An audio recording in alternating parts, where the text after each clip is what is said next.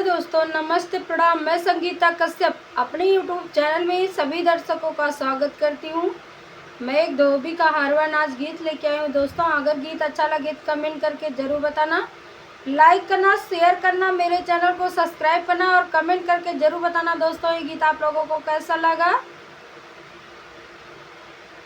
ननदो बोला जानी बोली हम झार के चलब, ए ननदो बोला जानी बोली हम झार के चलब,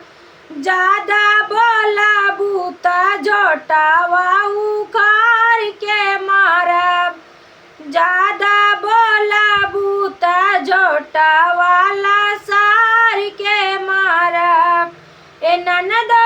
बोला जानी बोली हम झार के चलब, ज्यादा बोला बूता जोटावा उखार के मारब, ज्यादा बोला बूता जोटावाला सार के मारब। 10 लाख पापा हमर दियले बड़े काया, 10 लाख पापा हमर दियले बड़े काया, यही से सासुरावा में करतानी आयस, यही से सासुरावा में करतानी आयस, केतनो हमका डरवाई बुनाई डर के रहब,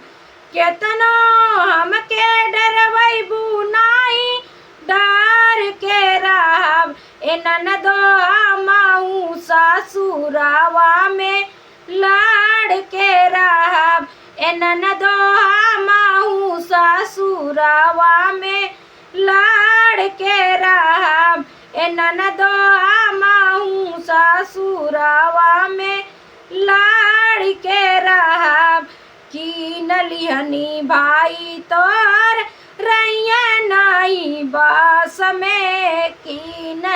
लिहनी भाई तोर रैया नाई बस में, अपना बाला मुआ के